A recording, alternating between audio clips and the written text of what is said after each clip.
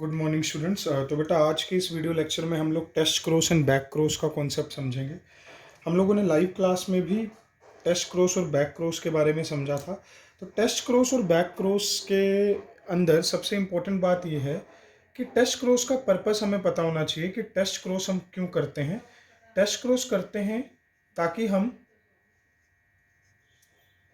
Unknown organism का genotype found कर सकें, to find out genotype of unknown organism।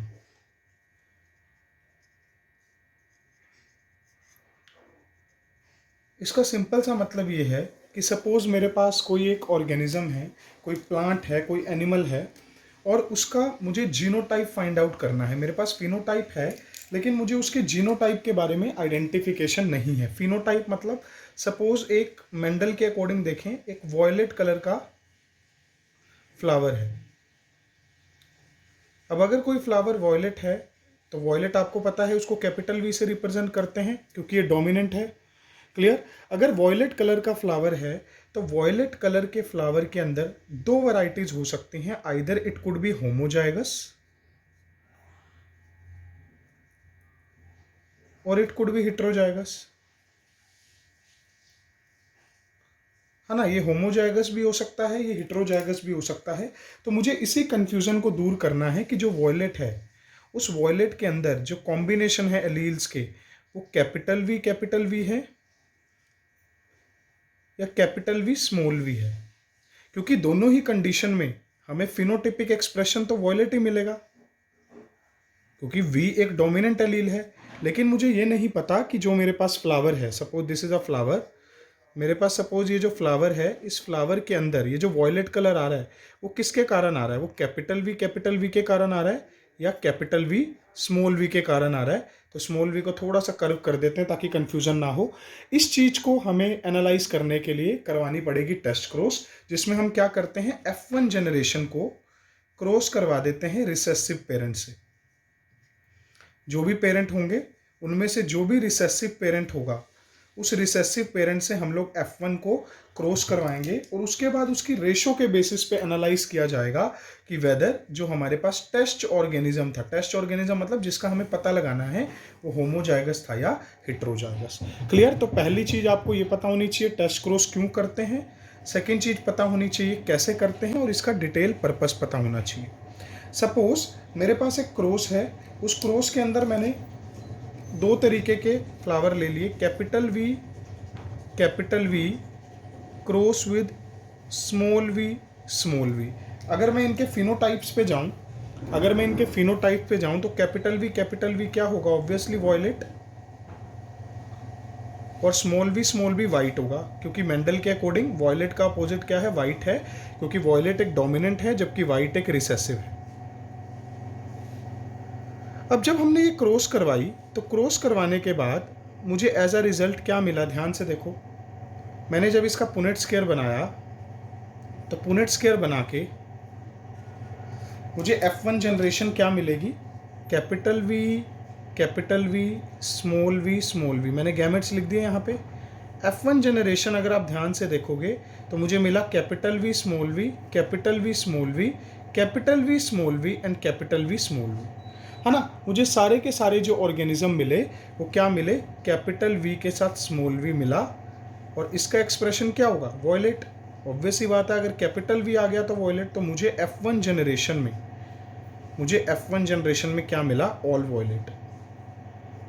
अब बेटा ये तो आपको पता चल रहा है देख के कि ये कैपिटल वी स्मॉल वी है। मुझे, अगर आप एक्चुअल में ये परफॉर्म करोगे तो आपको नहीं पता चलेगा कि ये वॉयलेट तो नज़र आ रहा है, लेकिन आपको ये नहीं पता चलेगा ये violet capital V small V है या कैपिटल वी है। तो अब ये हमारे पास क्या है? टेस्ट ऑर्गेनिज्म है जिसको हमने चेक करना है कि इसका जीनोटाइप फाइंड आउट करना है with the help of test cross. Clear?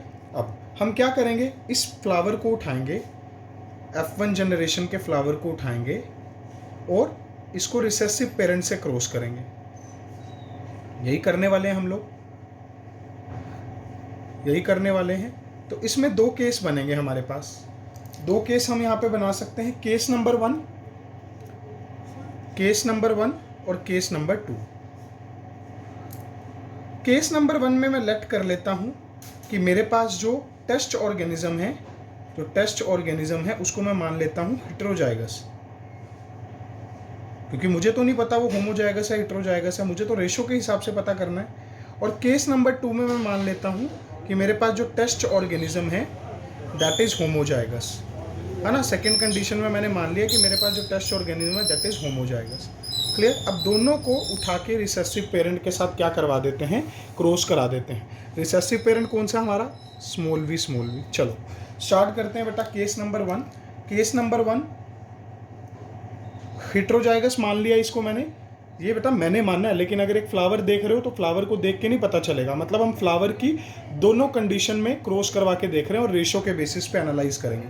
तो ये मेरे पास capital V small V cross with small V, इसको जब मैंने क्रॉस करवाया और जब आप पुनेट स्क्वायर बनाओगे तो बेटा आपके पास क्या आएगा, कैपिटल वी स्मॉल वी और स्मॉल वी। जब आप करोगे बेटा यही आएगा आपके पास। अगर आप पुनेट स्क्वायर बनाओगे यही आएगा। मैं यहाँ पे पुनेट स्क्वायर नहीं बना रहा, बट आपने बनानी है, ड्रॉ करनी है। पुनेट स्क्वायर बनाने के बाद आपके पास क्या आएगा आउटपुट देखो, 2 आपके पास आएंगे वॉयलेट आउट ऑफ 4 और 2 आपके पास आएंगे वाइट। तो क्या मैं कह दूं इसकी रेशो 2:2 या 1:1 है ना। तो फिनोटिपिक रेशो भी और जीनोटिपिक रेशो भी मेरे पास इक्वल आई, दैट इज 1:1। 50% मेरे पास फ्लावर्स जो आए वो वॉयलेट आए और 50% फ्लावर आए वाइट। तो एक चीज याद रखना, जब भी टेस्ट क्रॉस के बाद 50-50% या 1:1 या 2:2 आए, कुछ ऐसा रेशो, तो इसका मतलब हमारे पास जो टेस्ट ऑर्गेनिज्म था वो कैसा था, हेटेरोजाइगस। जो टेस्ट ऑर्गेनिज्म क्या था, हेटेरोजाइगस था। केस नंबर 2 में मैंने कंसीडर कर लिया ये होमोजाइगस है। मान लो ये होमोजाइगस होता तो क्रॉस बनती capital V cross with recessive parent कौन सा, स्मॉल वी। इसकी जब आप क्रॉस करवाओगे पुनेट स्क्वायर से तो आपके पास सारे के सारे capital V small V and capital V small V आएगा, है ना। कैपिटल वी स्मॉल वी यानी कि सारे के सारे जितने भी आपके पास फ्लावर्स आएंगे that would be all violet और जो रेशो आपके पास आएगी दैट रेशो इज 4:0। जैसे 4:0 आपके पास आ जाए रेशो, मतलब 4 वॉयलेट और 0 वाइट, तो उससे इंडिकेट होना चाहिए कि हमारा जो टेस्ट ऑर्गेनिज्म था दैट वाज होमोजाइगस, है ना। तो होमोजाइगस और हेटेरोजाइगस का पता लगा लिया with the help of test cross की रेशोज के बेसिस पे। 4:0 है तो मतलब हमारे पास ऑर्गेनिज्म होमोजाइगस था, 1:1 या 2:2 था तो हेटेरोजाइगस था। इसी के साथ एक छोटा सा टॉपिक एसोसिएटेड है बेटा, दैट इज बैक क्रॉस। ये भी मैंने आपको बताया था, एक बार दोबारा देख लो। बैक क्रॉस में हम F1 जनरेशन को एनी पेरेंट से क्रॉस करवाते हैं। एनी पेरेंट का मतलब इट कुड बी डोमिनेंट और इट कुड बी रिसेसिव। तो जब ऐसा कुछ रेस्ट्रिक्शन ना हो कि हमने उसको रिसेसिव से करवाना है, किसी से भी करवा रहे हो, तो ऐसी क्रॉस को हम क्या बोलते हैं, बैक क्रॉस। तभी तो जितनी भी टेस्ट क्रॉस हैं वो बैक क्रॉस तो है ही है, क्योंकि एक जनरेशन हम बैक जा रहे हैं। लेकिन जितनी भी बैक क्रॉस हैं वो जरूरी नहीं है कि टेस्ट क्रॉस हो, क्योंकि बैक क्रॉस में हम लोग रिसेसिव की जगह डोमिनेंट पेरेंट से भी क्रॉस करवा सकते हैं। क्लियर। तो आपको टेस्ट क्रॉस और बैक क्रॉस में ये कुछ बेसिक सी बातें पता होनी चाहिए। हाँ जी बेटा, इसी के साथ ही एक छोटा सा टॉपिक आता है that is mutation. Change in DNA sequence और क्रोमोसोम स्ट्रक्चर और number which leads to alter phenotypic effect और एक्सप्रेशन। देखो बेटा ये अभी समझ में आएगा आपको। ये सपोज मेरे पास एक डीएनए है। अब डीएनए के अंदर बेटा कोई भी चेंज होगा तो डीएनए से क्या बनता है, आरएनए। आपको पता होना चाहिए डीएनए से क्या बनता है, आरएनए, क्योंकि डीएनए से होती है ट्रांसक्रिप्शन। अब डीएनए में अगर कोई चेंज होगा तो आरएनए में वो चेंज आएगा। आरएनए में चेंज होगा तो आरएनए से आगे बनती है protein with the help of translation. तो प्रोटीन क्या हो जाएगी, डिफेक्टिव। और अगर आपके अंदर बेटा प्रोटीन से डिफेक्टिव बनने लग गई तो आपके अंदर क्या होगा, जो फिनोटाइपिक एक्सप्रेशन है आपका, hair colour, eye colour, body functioning, वो इफेक्ट हो जाएगी। इस पूरे प्रोसेस को बोलते हैं म्यूटेशन। तो म्यूटेशन का मतलब क्या है, चाहे तो डीएनए सीक्वेंस में चेंज हो, चाहे क्रोमोसोम के स्ट्रक्चर में चेंज हो, चाहे क्रोमोसोम के नंबर में चेंज हो, ऐसा कोई चेंज जो आपके डीएनए को, क्रोमोसोम को, उसके नंबर को बदल दे, जिससे आपका फिनोटिपिक एक्सप्रेशन भी चेंज हो जाए, that is called as mutation. अब म्यूटेशन करते कौन है?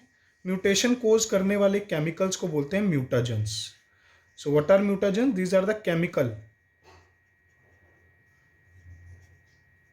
That cause mutation. केमिकल्स भी हो सकती हैं, रेडिएशंस भी हो सकती हैं, रेडिएशंस हो सकती हैं, केमिकल्स हो सकते हैं, माइक्रो ऑर्गेनिजम्स हो सकते हैं, वायरसेस भी म्यूटेशन कर सकते हैं, है ना।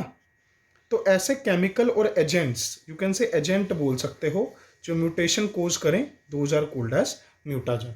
क्लियर? तो बहुत सारे टाइप के म्यूटेशंस हैं आपके सिलेबस में, वैसे लिमिटेड ही हैं। जैसे एडिशन, कोई सीक्वेंस है मान लो, उसमें मान लो कोई सीक्वेंस ऐड हो जाए, उसको एडिशन बोलेंगे। कोई सीक्वेंस डिलीट हो जाए, डिलीशन। कोई सीक्वेंस डबल अप हो जाए, डुप्लीकेशन। एक क्वेश्चन आता है बेटा इसी से रिलेटेड, फ्रेम शिफ्ट म्यूटेशन पे, वो मैं करवाऊंगा आपको लाइव क्लास में भी। फ्रेम शिफ्ट म्यूटेशन का मतलब क्या होता है? फ्रेम शिफ्ट म्यूटेशन, ऐसा म्यूटेशन जो पूरा का पूरा डीएनए का फ्रेम ही शिफ्ट कर दे। ऐसा म्यूटेशन जो पूरे डीएनए का फ्रेम ही शिफ्ट कर दे, that is frame shift mutation. मान लो डीएनए का सीक्वेंस है ATG, अगले चैप्टर में पता चलेगा, ATGCC8 है। सपोज ये बेटा कोई सीक्वेंस होता है डीएनए का, ऐसे ही होता है डीएनए, इसका 3-3 का सेट है। अभी आप इसको रीड कैसे करोगे? ATG GCT ATA GCT GCC, है ना। मान लो इसमें बेटा क्या हो गया, ये डिलीट हो गया, इसकी डिलीशन होगी। डिलीशन मतलब कुछ म्यूटेशन हुआ कुछ केमिकल्स की वजह से, ये वाला सीक्वेंस डिलीट हो गया। अब ये कैसे रीड होगा? ATG as it is, GTA, C तो हट गया, GTA, TAG, CTG, और ये CC अलग रह गया। तो क्या इसका और इसका फ्रेम शिफ्ट हुआ? आंसर आएगा यस। तो ऐसी म्यूटेशन को बोलते हैं फ्रेम शिफ्ट म्यूटेशन, जिसमें एक सिंगल न्यूक्लियोटाइड के चेंज होने से पूरा का पूरा फ्रेम ही शिफ्ट हो जाए, that is called as frame shift mutation. और जब कभी सिंगल न्यूक्लियोटाइड के कारण पॉलीमॉर्फिज्म आए, ये भी आगे करवाऊंगा, that is called as SNP, single nucleotide polymorphism.